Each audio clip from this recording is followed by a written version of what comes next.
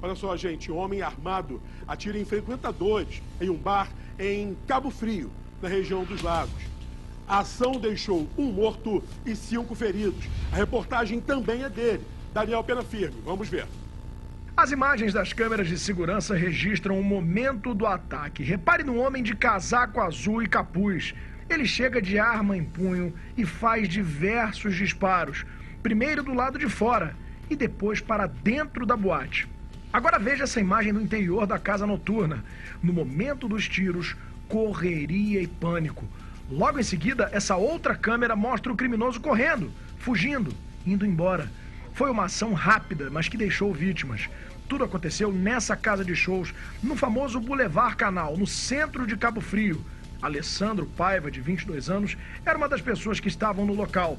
Ele foi baleado, não resistiu e faleceu no próprio local. Outras 5 pessoas foram baleadas também e levadas para o Hospital Geral de Emergências da cidade. Testemunhas contaram que o atirador chegou anunciando um assalto, mas diante da correria generalizada que tomou conta do local, ele simplesmente começou a atirar a esmo, sem que tivesse um alvo pré-definido, mas alvejando todo mundo em todas as direções. Seja lá como for, policiais da Delegacia de Cabo Frio estão investigando o caso.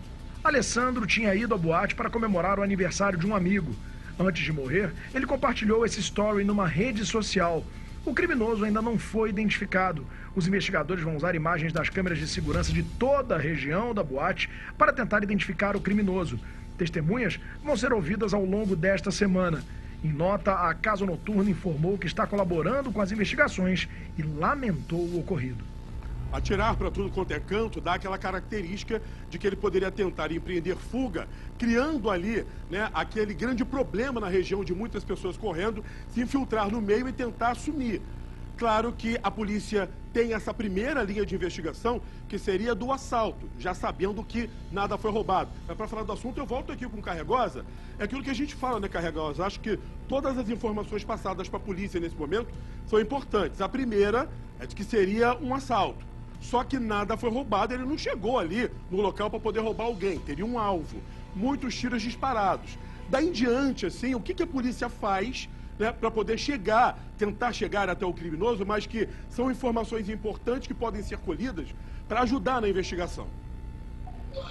Então, Caio, assim, parece que assalto até pelo disparo a esmo, então ele não tem um alvo ali escolhido, você vê que ele vai correndo, atirando para qualquer lado. Eu acho, pelas imagens, que esse criminoso estava completamente drogado. Você vê que ele atira de qualquer maneira, ele fica fazendo assim, né, com a arma. Olha lá, esse momento aí, você vê que ele está completamente, assim, atirando a esmo, atirando para qualquer pessoa que está vindo em direção a ele volta. Agora, justamente, a investigação de roubo é uma investigação muito complexa, não é uma investigação tão fácil, né, o criminoso. Porque o que acontece? Quando você não tem um alvo específico, você não tem o elo que vincula as pessoas, o assassino e o alvo. Então é um criminoso que estava naquele local naquele momento. Então você tem que começar a descobrir de onde vem aquele criminoso. Carregosa, então você vê. Oi. Eu vou pedir para voltar a imagem ali. Você percebeu que o rapaz, esse criminoso, ele está encapuzado, ainda com boné e parece ter alguma coisa no rosto. Isso pode ser também uma característica no estilo de um atentado. Olha como ele chegou, olha só. Capuz, coisa no rosto ali, tem um boné, uma característica de algum tipo de atentado.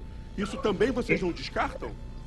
Então, uma investigação você não pode descartar nenhuma hipótese. Isso daí é a regra número 1 de qualquer investigação. Você não descarta, a princípio, nenhuma hipótese. Agora, se você quiser que eu chute o que eu acho vendo as imagens, eu acho que alguém tentou reagir. Esse criminoso estava completamente doidão. Você vê que ele está muito trincado, né? Você vê que ele está pulando, ele está muito... ele está tendo pico de adrenalina, que também pode ser por conta do próprio roubo, né? Mas... E é pela forma que ele manuseia a arma, é muito estranho. Você vê que ele não tem muito jeito com a arma. Ele fica atirando, parece que ele está até num clipe de gangster, né?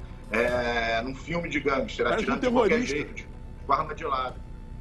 E, assim, terrorismo no sentido da palavra, isso porque alguém que chega a atirar esmo E o crime do Rio de Janeiro é um terrorismo. Porque uma pessoa que está sujeita a atirar em pessoas que estão numa festa de qualquer maneira é um terrorista. E a gente fala de uma ação, Carregosa. Tratado como terrorista. A gente fala de uma ação que causou a morte de uma pessoa e deixou outras 5 feridas. E pela grande quantidade de pessoas que estavam nessa casa noturna ali, você pode imaginar que a situação poderia ter sido ainda pior. Eu estava na região dos Lagos, antes de viajar para São Paulo esse final de semana, nós estivemos em Cabo Frio e eu parei justamente em frente à boate, que era o único local onde eu podia parar o carro, né? E eu vi a grande quantidade de pessoas que estavam entrando na boate nesses últimos dias, em eventos acontecendo ali. E pela grande quantidade de jovens, de frequentadores, aquilo ali, a imagem que a gente vê de terrorismo, essa situação poderia ter ficado ainda pior. Né? Claro que nesse momento a polícia tem que chegar até esse criminoso o mais rápido possível, porque tem uma família chorando e outras 5 preocupadas pelo que aconteceu. Já tem uma pessoa morta e 5 feridos, então a situação já é péssima, já é uma tragédia muito grande. Agora, existem algumas diferenças de investigação numa capital, né, quando você lida com cidades do interior. Obviamente vai ter muita gente de Cabo Frio falando que Cabo Frio não é uma cidade pequena, realmente não é. Mas você muda um pouco a dinâmica. Quando você lida com cidades de interior, a informação vem com muito mais facilidade. Isso é muito importante, porque é aquela regra que por 2, 3 pessoas todo mundo se conhece na cidade. Então, assim, quando você tem um caso desse, muita informação vem, muita fofoca de gente, essa pessoa parece fulano de tal. Vem. Então, isso é uma coisa que ajuda muito essas investigações. Tanto é que no interior você não tem delegacias de homicídio. E por que você não tem delegacias de homicídio? Porque as próprias delegacias distritais têm índices de resolução muito altos, comparado com outras delegacias, porque no interior você tem esse fluxo de informação muito grande. Então, quando você tem um caso que toma uma repercussão como esse, a informação vem de uma forma que, por exemplo, numa capital, numa baixada, não vem. Então, todo mundo está comentando, todo mundo está vendo as imagens, todo mundo está vendo, essa pessoa parece fulano de tal. Aí vai denunciar no disco de denúncia. Então, isso é uma coisa muito importante que facilita essa investigação. Não estou falando que é uma investigação fácil, pelo contrário, esse tipo de investigação é uma investigação complexa. E demanda, sim, uma energia da delegacia para investigar. Agora, você tem, muitas das vezes, essa vantagem, que as pessoas, como você tem as pessoas têm um senso de comunidade ali, de maior, as pessoas se conhecem, as pessoas sabem quem é quem na cidade. Numa imagem, você acaba tendo gente olhando e falando, essa pessoa parece fulano de tal, e vem essa informação. Vamos torcer que esse caso aconteça isso, porque é muito importante que dê uma resposta rápida. E Carregosa, da mesma forma que o terror no interior, também uma situação dessa, você desestabiliza toda uma cidade. Não, a cidade toda de Cabo Frio deve estar com medo por conta disso. Até porque tinha muita gente passeando lá. Em outubro, por exemplo, eu estava de férias.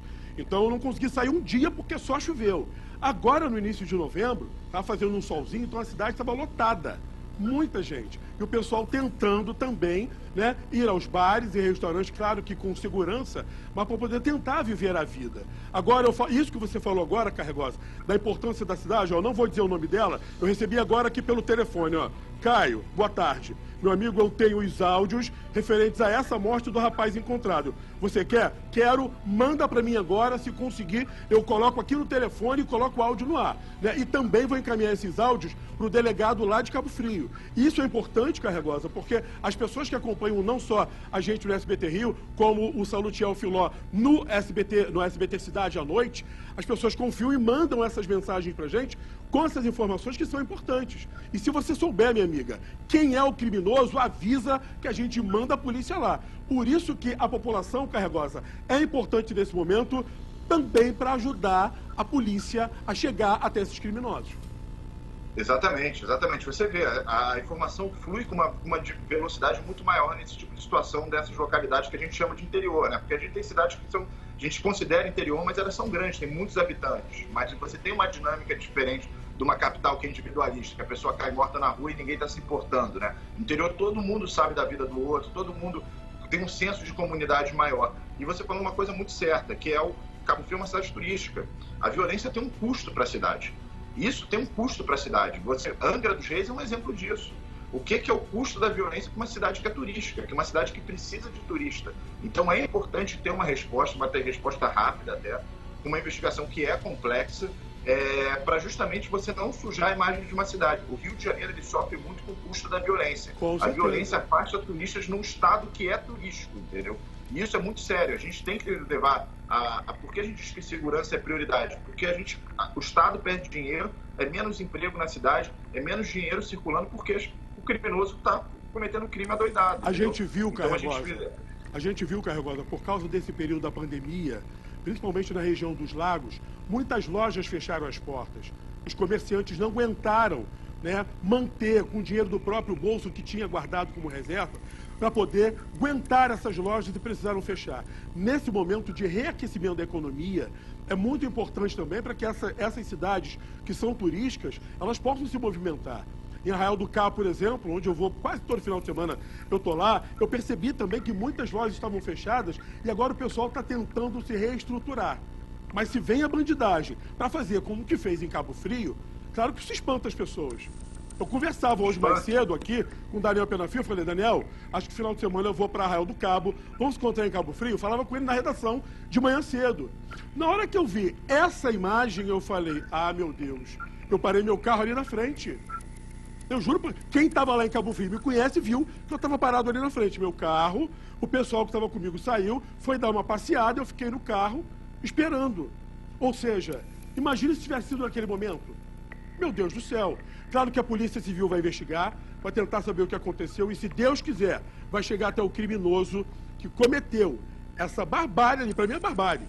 Matar uma pessoa e deixar 5 feridas, uma barbárie. Carregosa, já já você volta comigo aqui no SBT Rio, que a gente vai ter com certeza muito mais coisas para debater.